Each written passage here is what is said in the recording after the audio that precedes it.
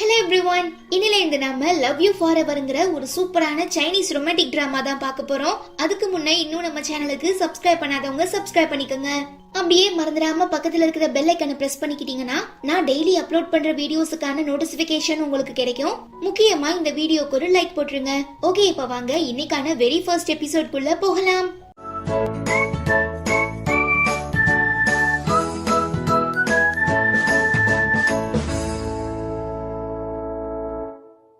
இந்த எபிசோட்கான ஓப்பனிங் சீன்ல பார்த்தோம்னா ரொம்பவே உடம்பு சரியில்லாம ஹாஸ்பிட்டல் அட்மிட் ஆகியிருக்க தன்னோட அம்மா உயிரை காப்பாத்துறதுக்காக யாருன்னே தெரியாத ஒருத்தர் கூட ஒன் நைட் ஸ்டாண்ட்ல ஈடுபட்டிருக்க நம்ம ஹீரோயின் நானான தான் காட்டுறாங்க. போயும் பணத்துக்காக இப்படி ஒரு காரியத்தை பண்ணிட்டோங்கிற குற்ற உணர்ச்சியில இருந்து மீள முடியாம ரூமை விட்டு வெளியில வந்ததும் அவங்க ஹாஃப் சிஸ்டர் ஜிம்மி நிறையவே காசு கொடுத்து இதுக்கப்புறம் நீ இந்த ஊர் சைடே வரக்கூடாதுன்னு சொல்லி மிரட்டவும் ஹீரோயின் பயந்து போய் அங்கே இருந்து கிளம்பிடுறா. பட் இந்த ஜிம்மி ஃப்ராடு ஆள் மாறாட்டம் பண்ணி ஹீரோயின் இருந்த அந்த பிளேஸ்ல போய் உட்காரவும் நைட் அவங்க கூட ஒன் நைட் ஸ்டாண்ட்ல இருந்த அந்த பணக்கார பிசினஸ்மேன் ஜிம்மி தான் தன்னோட உயிரை காப்பாத்தினா போல நினைச்சுக்கிட்டு தன்னோட ரொம்பவே எக்ஸ்பென்சிவான பிளாக் கார்டை கொடுத்து என்னோட உயிரை காப்பாத்தினதுக்கு ரொம்ப ரொம்ப நன்றி, சோ இதுக்கப்புறம் உனக்கு என்ன வேணும்னாலும் தயங்காம என்கிட்ட கேளுன்னு சொல்லிட்டு கிளம்பிடுறான். கட் பண்ணா 5 வருஷத்துக்கு அப்புறம் அன்னைக்கு நடந்த சம்பவத்தினால ஹீரோயின் பிரெக்னன்ட் ஆகியிருப்பாங்க. சோ இப்ப அவங்களுக்கு 2 குழந்தைங்க, ஒரு பையன் ஒரு பொண்ணு.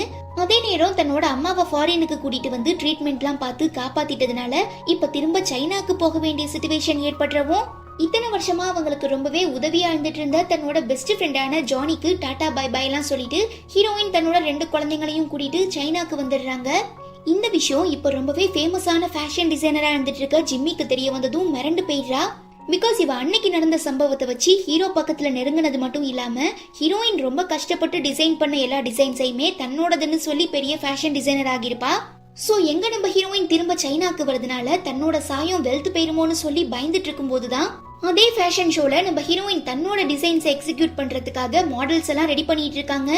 நிஜமாவே உன் டிசைன்ஸ் எல்லாம் ரொம்ப சூப்பரா இருக்கு, பட் எதுக்காக நீ உன் ஃபேஸை ரிவீல் பண்ண மாட்டேன்னு ஃப்ரெண்டு கேட்க எனக்கு பெருசா அதுல விருப்பம் இல்ல, பட் கண்டிப்பா ஒரு நாள் நான் ஆசைப்பட்ட மாதிரி ஒரு பெரிய ஃபேஷன் டிசைனர் ஆகிடுவேன்னு ஹீரோயின் சொல்லிட்டு இருக்கச்ச ஜிம்மி பார்த்துட்டு என்ன என்கிட்ட வாங்கின காசெல்லாம் காலி பண்ணிட்ட போல திரும்ப சம்பாதிக்கிறதுக்காக தான் சைனாக்கு வந்திருக்கியான்னு கேட்க என்னோட கஷ்ட காலத்தை நீ உனக்கு சாதகமா பயன்படுத்திக்கிட்டு உன்னோட வாழ்க்கையில முன்னேறிட்டில, அப்புறம் எதுக்காக தேவையில்லாம என்ன புள்ளி பண்ணிட்டு இருக்க, இதுக்கப்புறம் உனக்கும் எனக்கும் எந்த சம்பந்தமுமே இல்லைன்னு ஹீரோயின் திட்டுறாங்க. என்ன இருந்தாலும் நீயும் நானும் ஹாஃப் சிஸ்டர் ஆச்சே, சோ உன் அம்மாவை காப்பாத்துறதுக்காக நான் தான் காசு கொடுத்தங்கிறத நீ மறந்துடாதன்னு ஜிம்மி சொல்றா. நான் மட்டும் கொஞ்சம் பொறுமையா நிதானமா லீகலான ஆக்ஷன் எடுத்திருந்தா இந்நேரத்துல நீ ஒன்னுத்துக்கும் பிரயோஜனம் இல்லாத ஒரு டம்மி செல்லா காசு ஆகிருப்ப. ஏதோ என் நேரம் சரியில்லாததுனால நான் பேசாம விட்டுட்டேன், சோ அதையே அட்வான்டேஜா எடுத்துக்கிட்டு என்ன திரும்ப திரும்ப சீண்டி பாக்கணும்னு நினைக்காத, அப்புறம் கஷ்டப்பட வேண்டியது நீயாதான் இருக்கும்னு ஹீரோயின் சொல்லிட்டு இருக்கும் போது குழந்தைங்க 2 பேரும் வேகமா ஓடி வந்து ஹீரோயின் பக்கத்துல நிக்கவும் அட என்ன இவங்க 2 பேரும் அப்படியே ஹீரோவோட மினி ஜெராக்ஸ் மாதிரி இருக்காங்க. ஒருவேளை அன்னைக்கு நடந்த சம்பவத்துல ஹீரோயின் பிரெக்னன்ட் ஆகிருப்பாளோ, இவங்க 2 பேரும் ஹீரோக்கு பிறந்த குழந்தைங்களா இருப்பாங்களோன்னு சொல்லி ஜிம்மி ரொம்ப மிரண்டு போயிடுறா.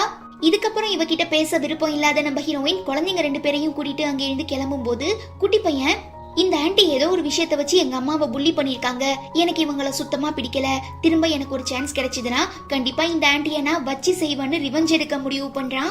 என்ன இவன் எந்த ஆங்கிள் பார்த்தாலும் ஹீரோ மாதிரியே இருக்கானே, ஒருவேளை அப்படி இருக்குமோ இப்படி இருக்குமோன்னு சொல்லி கன்ஃபியூஷன்ல அவன் பின்னாலேயே போகும்போது ஒரு முக்கியமான வேலை இருக்குன்னு சொல்லி ஜிம்மியோட அசிஸ்டன்ட் அவளை கூட்டிட்டு போயிடுறா.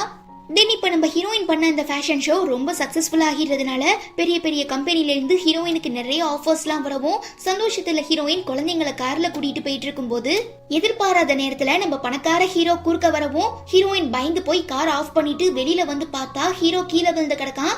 நம்ம தான் காரை விட்டு ஏத்திட்டோம் போலன்னு பயந்துடுற நம்ம ஹீரோயின் ஆம்புலன்ஸ்க்கு கால் பண்ணி கூப்பிட்டதுமே கொஞ்ச நேரத்துல வந்துடுற டாக்டர் செக் பண்ணி பார்த்துட்டு ஹீரோ வயித்துல யாரோ கத்தியால குத்துன மாதிரி இருக்கு, சோ உடனே ஹாஸ்பிட்டல் அட்மிட் பண்ணி ஆகணும்னு சொல்ல ஹீரோயின் தன்னோட ஃப்ரெண்டு கிட்ட குழந்தைங்களை பத்திரமா வீட்டுக்கு அழைச்சிட்டு போ, ஏதோ எமர்ஜென்சி போல, சோ நானுமே ஹாஸ்பிட்டலுக்கு போறேன்னு சொல்லி ஹீரோ கூட ஆம்புலன்ஸ்ல ஏறிடுறாங்க.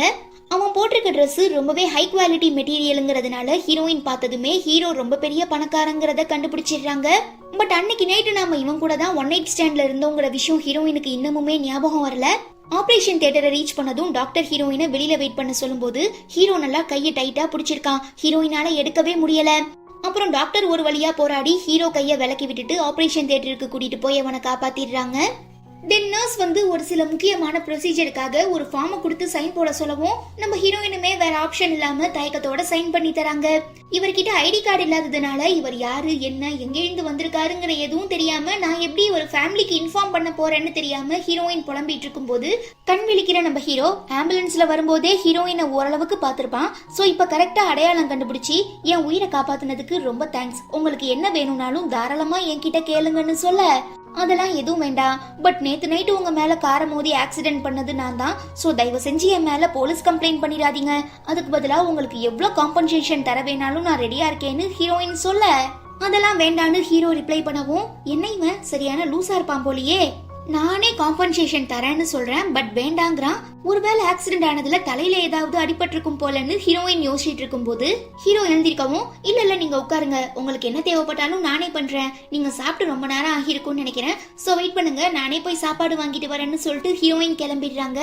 பட் திரும்ப வந்து பார்க்கும்போது பெட்ல நம்ம ஹீரோவை காணும். அதனால ரிசப்ஷன்ல விசாரிக்கிறாங்க. இப்ப கொஞ்ச நேரத்துக்கு முன்னாலதான் அந்த பேஷண்ட் டிஸ்சார்ஜ் ஆகி போனாங்கன்னு சொல்ல நம்ம ஹீரோயின் தன்னோட கான்டாக்ட் டீடைல ஒரு பேப்பர்ல எழுதி தந்து ஒருவேளை அந்த பேஷண்ட் திரும்ப ஹாஸ்பிட்டலுக்கு வந்தாள்னா அவர்கிட்ட இதை கொடுத்துருங்கன்னு சொல்லிட்டு கிளம்பிடுறா. கட் பண்ணா உயிரோட திரும்ப வந்து முக்கியமான போர்ட் மீட்டிங்ல உட்கார்ந்துருக்க நம்ம ஹீரோவை பார்த்து மத்த ஷேர் ஹோல்டர்ஸ் எல்லாருமே மிரண்டு போயிடுறாங்க. பிகாஸ் இவங்க எல்லாரும் ஒன்னா சேர்ந்து பிளான் பண்ணி தான் நம்ம ஹீரோவை காலி பண்றதுக்காக ஆளுங்களை செட் பண்ணிருப்பாங்க. பட் அது எல்லாத்தையுமே கடந்து நம்ம ஹீரோ இப்ப உயிரோட இருக்கிறத பார்த்து பயந்து போயிடுற இவங்களாம் ஒரு முக்கியமான வேலை இருக்குன்னு சொல்லி அங்கிருந்து எஸ்கேப் ஆகவும் சந்தேகப்படுற நம்ம ஹீரோ தன்னோட மேனேஜரை விட்டு இவங்க எல்லாரையுமே தனித்தனியா கண்காணிக்க சொல்றது மட்டும் இல்லாம தன்னோட உயிரை காப்பாத்தின ஹீரோயினுக்கு $5 மில்லியன் பணம் கொடுக்க சொல்லவும் மேனேஜருமே ஹீரோயினை தேடி ஹாஸ்பிட்டலுக்கு போறாரு. இப்பதான் அவங்க கிளம்புனாங்க. பட் அவங்க கான்டாக்ட் டீடைல கொடுத்துட்டு போயிருக்காங்கன்னு சொல்லி நம்ம ஹீரோயின் எழுதி தந்த பேப்பரை ரிசப்ஷனிஸ்ட் மேனேஜர் கிட்ட கொடுத்துடுறாங்க. நெக்ஸ்ட் நம்ம ஹீரோயின் தன்னோட 2 குழந்தைங்களையும் அழைச்சிக்கிட்டு ஷாப்பிங்க்கு வந்த இடத்துல நம்ம குட்டி பையன் ஜிம்மிய பாத்துடுறான். அவ்வளவுதான் செம கடுப்பாகிடுது. பிகாஸ் தன்னோட அம்மாவை புள்ளி பண்ணிட்டாங்க, எப்படியாவது இவங்களை ரிவெஞ்ச் எடுத்தாகணும்னு முடிவு பண்ணியிருந்தால. சோ தன்னோட அம்மாவான ஹீரோயின் கிட்ட ஐஸ்கிரீம் கேட்டு வாங்கிட்டு எனக்கு ரொம்ப அர்ஜென்ட்டா ரெஸ்ட் ரூம்க்கு வருது நான் போயிட்டு வரேன்னு சொல்லிட்டு அங்கே இருந்து கிளம்பிடுறான். இங்க ஜிம்மி கடந்த 5 வருஷமா எனக்கு தேவையான எல்லாத்தையுமே ஹீரோ பண்ணி தரான். பட் என்ன லவ் பண்ண மாட்டான், என்ன மேரேஜ் பண்ணிக்க ஒத்துக்க மாட்டான். இப்படியே போயிட்டு இருந்தா இன்னும் 15 வருஷம் ஆனா கூட நான் ஆசைப்பட்ட காரியம் நடக்காது போல. சோ எப்படியாவது நான் ஹீரோவை உஷார் பண்ணி ஆகணும்னு சொல்லி ரொம்பவே கிளாமரஸான ரெட் கலர் ட்ரெஸ் போட்டுட்டு வந்து கண்ணாடியில பாத்துட்டு இருக்கும் போது வேணுக்குனே நம்ம குட்டி பையன் அவ ட்ரெஸ்ல ஐஸ்கிரீமை கொட்டிட்டு ஐயோ சாரி ஆண்டி நான் பார்க்கவே இல்லைன்னு சொல்லி சமாளிக்கவும் ஜிம்மி செம்ம டென்ஷன் ஆகிடுறா. பட் வெளியில காட்டிக்காம இவன் நம்ம ஹீரோக்கு பிறந்த பையன் தானாங்கிறத செக் பண்றதுக்காக நானும் உன்னோட அம்மாவும் சின்ன வயசுல இருந்தே பெஸ்ட் ஃப்ரெண்டுன்னு சொல்ல இவன் தான் ரொம்ப புத்திசாலியாச்சே. சோ இவ வேற ஏதோ பிளான் பண்றாங்கறத புரிஞ்சுக்கிட்டு ஓ அப்படியே ஆண்டி பட் நான் இப்ப எங்க அம்மா கூட வரலையே அப்பா கூட தான் வந்திருக்கேன்னு சொல்ல ஓ அப்படியா சரி நான் உங்க அப்பாவை பார்த்ததே இல்லையே எங்க இருக்காருன்னு ஜிம்மி கேட்க அதோ அங்கதான் வெளியில வெயிட் பண்ணிட்டு இருக்காரு நீங்க கொஞ்சம் வெயிட் பண்ணுங்க நான் இதோ வந்துடுறேன்னு சொல்லி விட்டா போதும்னு குட்டி பையன் அங்கே இருந்து ஓடி போயிடுறான். ரொம்ப நேரத்துக்கு அப்புறம் தான் தன் நம்ம ஏமாத்திட்டு ஓடிட்டாங்கிற விஷயம் ஜிம்மிக்கு புரிய வருது. செம்ம டென்ஷன் ஆகி கத்த ஆரம்பிச்சிடுறான். குடு குடு குடுன்னு ஓடி வந்த நம்ம குட்டி பையன் தெரியாம ஆப்போசிட்ல வந்துட்டு இருக்க நம்ம ஹீரோ மேல இடிச்சு கீழே விழுந்துறவும் சாரி அங்கிள் நான் தெரியாம பண்ணிட்டேன் என்ன மன்னிச்சிடுங்கன்னு சொல்ல மேனேஜர் பார்த்துட்டு என்ன இந்த குட்டி பையன் அப்படியே நம்ம சிஇஓவோட மினி ஜெராக்ஸ் மாதிரி இருக்கான்னு சொல்லி ஆச்சரியப்படுறாரு. அதுக்கு மேல நம்ம ஹீரோ இந்த குட்டி பையன் பாக்குறதுக்கு மட்டும் என்ன மாதிரி இல்ல இவன் என் பக்கத்துல நெருங்கினதுமே என்ன அறியாம எனக்குள்ள ஒரு ஃபீலிங்ஸ் உருவாச்சு அதுக்கு பேர் என்னங்கிறது தான் எனக்கு தெரியலன்னு யோசிக்க ஆரம்பிச்சிடுறான். பாஸ் எனக்கு தோணுனதுதான் உங்களுக்கும் தோணுச்சா வேணும்னா நான் அந்த குட்டி பையனை பத்தி விசாரிக்கவான்னு மேனேஜர் கேட்க ஹீரோவுமே ஓகே சொல்லிடுறாரு. அப்புறம் வீட்டுக்கு வந்து நம்ம ஹீரோயின் கிட்ட அவங்க ஃப்ரெண்டு நம்ம பார்ட்னர்ஷிப்புக்காக அப்ளை பண்ணியிருந்த பிராண்ட் அதை அக்செப்ட் பண்ணிட்டாங்க. ஸோ நம்ம அடுத்த வாரத்துல இருந்து உன்னோட டிசைன்ஸ் எல்லாம் ஆன்லைன்ல சேல்ஸ் பண்ண ஆரம்பிச்சிடலான்னு சொல்ல ஹீரோயின் ரொம்ப சந்தோஷப்படுறா. அப்புறம் நீ உன் குழந்தைங்களோட அப்பாவை கண்டுபிடிச்சா என்ன பிகாஸ் உன் பையனை பத்தி எந்த பிரச்சனையும் இல்ல ஆனா உன் பொண்ணு அப்பாவோட பாசத்துக்காக ரொம்ப ஏங்கிட்டு இருக்கா அட்லீஸ்ட் பாப்பாவோட ஃபீலிங்ஸுக்கு மதிப்பு கொடுத்தாவது நீ அவங்க அப்பா யாருங்கிறத தேடி கண்டுபிடின்னு ஃப்ரெண்டு சொல்ல என்னால கண்டிப்பா முடியாது பிகாஸ் அந்த மனுஷன் குழந்தைங்க 2 பேரையும் என்னோட பசங்கன்னு சொல்லி என்கிட்ட இருந்து பிரிச்சுட்டு போயிட்டா அப்புறம் அவங்க இல்லாம என்னால தனியா வாழ முடியாது என்னோட உலகமே அவங்க தான் அவங்களுக்காக தான் இத்தனை வருஷமா நான் வாழ்ந்துட்டு இருந்தேன் சோ கண்டிப்பா நான் அவங்க அப்பாவை தேடி கண்டுபிடிக்க மாட்டேன்னு ஹீரோயின் ஸ்ட்ரிக்டா சொல்லிடுறாங்க. ஓகே இதுக்கப்புறம் எல்லாம் உன்னோட விருப்பம் தான். அப்புறம் நாளைக்கு நைட்டு மிஸ்டர் மோவோட ஃபேமிலி ஒரு பெரிய பார்ட்டி அரேஞ்ச் பண்ணிருக்காங்க. அதுக்கான இன்விடேஷனுமே நமக்கு வந்திருக்கு. பட் நாளைக்கு நான் என் ஃபியான்சே கூட டின்னருக்கு போறதுனால நீ மட்டும் தனியா போய் அந்த பார்ட்டியை அட்டென்ட் பண்ணிட்டு வந்துருன்னு ஃப்ரெண்டு சொல்லவும் ஹீரோயினுமே சூப்பரா ட்ரெஸ் பண்ணிக்கிட்டு மிஸ்டர் மோ ஃபேமிலி அரேஞ்ச் பண்ணிருக்க பார்ட்டிக்கு போறாங்க. ஆனா ஜிம்மிக்கு இது சுத்தமா பிடிக்கல. ஏன்னா இன்னும் கொஞ்ச நேரத்துல ஹீரோ அங்க வந்துருவான். சோ எங்க இவங்க ரெண்டு பேரும் நேருக்கு நேர் பாத்துக்கிட்டா அன்னைக்கு நைட் நடந்த சம்பவம் ஞாபகம் வந்து தன்னை ஹீரோ கழட்டி விட்டுட்டு இவ கூட சேர்ந்துருவானோங்கிற பயத்துல உன்ன மாதிரி ரொம்பவே சீப்பான ஆளுங்களா இங்க வரக்கூடாதுன்னு சொல்லி புள்ளி பண்ணவும் நம்ம ஹீரோயின் பெருசா கேர் பண்ணிக்கல. பிகாஸ் அவங்க கிட்ட அந்த பார்ட்டிக்கான இன்விடேஷன் இருக்கு. பிளஸ் மிஸ்டர் போக்காக கிஃப்ட்டுமே வாங்கிட்டு வந்திருக்காங்க. சோ ஜிம்மியை அசால்ட்டா எதிர்த்து பேசிட்டு தைரியமா பார்ட்டிக்குள்ள போகவும் டென்ஷன் ஆகிடுற ஜிம்மி இப்ப என்ன பண்றதுன்னு தெரியாம முழிக்கும் போதுதான் மிஸ்டர் மோவோட பேத்தி கழுத்துல ரொம்பவே எக்ஸ்பென்சிவான ஒரு டைமண்ட் நெக்லஸ் போட்டிருக்கிறத பார்த்துட்டு இத வச்சு ஹீரோயினை இந்த பார்ட்டியை விட்டு வெளியில அனுப்பலான்னு முடிவு பண்ணி அங்க வேலை பார்த்துட்டு இருக்க ஒரு வெயிட்டர் கிட்ட நிறையவே காசு கொடுத்து நீ என்ன பண்ணுவியோ ஏது பண்ணுவியோ எனக்கு தெரியாது, எப்படியாவது மிஸ்டர் மோவோட பேத்தி கழுத்துல போட்டிருக்க நெக்லஸ் திருடி என்கிட்ட கொடுத்தாகணும்னு சொல்ல அவனுமே ஓகேன்னு ரிப்ளை பண்ணிட்டு காசை வாங்கிடுறான். இத நம்ம ஹீரோயின் பாத்துடுறாங்க. ஈவன் பிளான் பண்ண மாதிரியே வெயிட்டர் அந்த நெக்லஸ் திருடினதுக்கு அப்புறம் ஹீரோயின் மேல ஒயினை கொட்டிட்டு சாரி மேடம் உங்க ட்ரெஸ் நான் ஸ்பாயில் பண்ணிட்டேன்னு நினைக்கிறேன், சரி அங்க ஒரு ரூம் இருக்கு அங்க வந்து நீங்க ட்ரெஸ் சேஞ்ச் பண்ணிக்கோங்கன்னு சொல்லி கூட்டிட்டு போயிடுறான். இந்த கேப்ல ஜிம்மி நம்ம ஹீரோயின் ஹேண்ட்பேக்கை நைஸா ஓபன் பண்ணி அந்த எக்ஸ்பென்சிவான நெக்லஸை போட்டுட்டு என்னமோ எதுவுமே நடக்காத மாதிரி வெளியில வந்துடுறா. இது தெரியாம நம்ம ஹீரோயின் ரெஸ்ட் ரூம்ல இருந்து வெளியில வந்ததும் அங்க இருக்கிற எல்லா பணக்காரங்களும் சுத்தி அவளை ரவுண்டு கட்டி ஜிம்மி பேச்ச கேட்டுக்கிட்டு நம்ம ஹீரோயின் தான் அந்த நெக்லஸ் எடுத்திருப்பான்னு சொல்லி பிளேம் பண்ணவும் ஹீரோயின் சிரிச்சுக்கிட்டே ஒத்துக்க மாட்டாங்க. இங்க இருக்கிற நாங்க எல்லாருமே பணக்காரங்க, சோ எங்களுக்கு அந்த நெக்லஸ் மேல பெருசா ஆசை கிடையாது. பட் நீ மட்டும் தான் புவரான பேக்ரவுண்ட்ல இருந்து வந்திருக்க, அதனால நீ தான் காசுக்கு ஆசைப்பட்டு அந்த நெக்லஸ் எடுத்திருப்பான்னு சொல்லி பிளேம் பண்ணவும் நான் தான் திருநங்கிறதுக்கு ஏதாவது ஆதாரம் இருக்கான்னு ஹீரோயின் கேட்க ஆதாரம் என்ன இப்பயே நாங்க நிரூபிச்சு காட்டுறோம்னு சொல்லி அங்க இருக்கிற ஒரு பொண்ணு நம்ம ஹீரோயினோட ஹேண்ட்பேக்கை வாங்கி ஓபன் பண்ணி பார்த்தா அதுக்குள்ள நெக்லஸ் இருக்கு. இதை விட வேற என்ன ஆதாரம் வேணும், நீ தான் திருநங்கிறத நாங்க ப்ரூவ் பண்றதுக்குன்னு ஜிம்மி கேட்க இப்ப என்கிட்ட ஒரு முக்கியமான ஆதாரம் இருக்கு, அதை நான் காட்டினா இந்த நெக்லஸ் நான் எடுக்கலங்கிறதும் நிரூபணம் ஆகிரும். அதே நேரம் அந்த நெக்லஸ் யார் என் ஹேண்ட்பேக்ல போட்டாங்கிறதையுமே என்னால நிரூபிக்க முடியும்னு ஹீரோயின் சொல்ல அவ்வளவுதான் ஜிம்மிக்கு அல்ல வேர்த்து போயிடுது. அதே நேரம் நம்ம ஹீரோவுமே ஸ்பாட்டுக்கு வந்துடுறான். ஆல்ரெடி ஹீரோ ஹீரோயினுக்கு ரெண்டு பேரை ஒருத்தருக்கு இன்னொருத்தர் தெரியுங்கிறதுனால ரொம்பவே கேஷுவலா பேசிக்கிறாங்க. பட் இதை ஜிம்மியால ஏத்துக்க முடியல.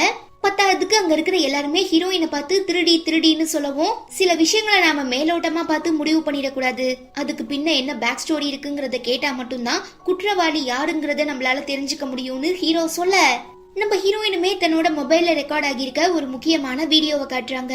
ஆக்சுவலா ஜிம்மி தான் அந்த வெயிட்டர் கிட்ட காசை கொடுத்து நெக்லஸ் திருட சொன்னாங்கிற விஷயம் ஹீரோயினுக்கு ஏற்கனவே தெரியும்ல. சோ என்ன வேணாலும் நடக்கலான்னு உஷாரா இருந்த நம்ம ஹீரோயின் ரெஸ்ட் ரூம்க்கு போகும்போது தன்னோட மொபைல் கேமராவை ஆன் பண்ணிருப்பாங்க.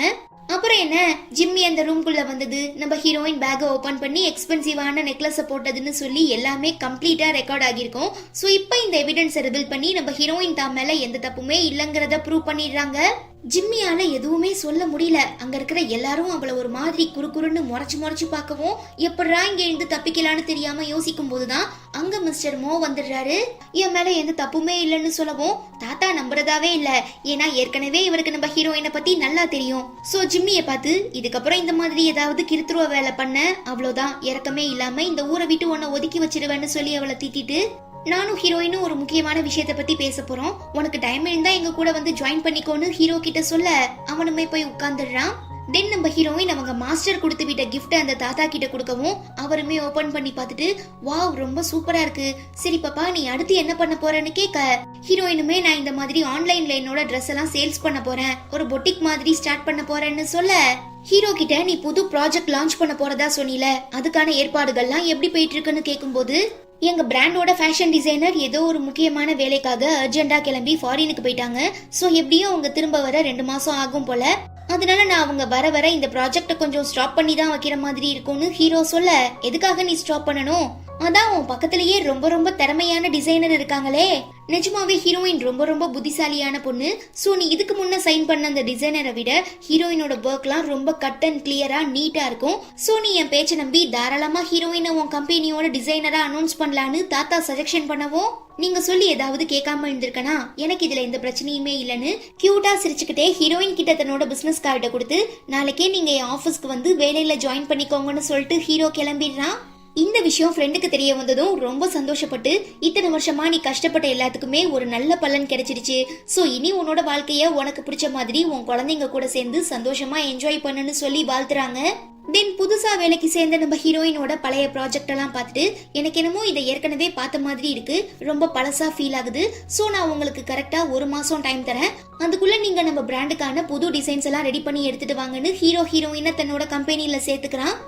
அவ்வளோதான், இதோட இந்த எபிசோடுமே முடியுது.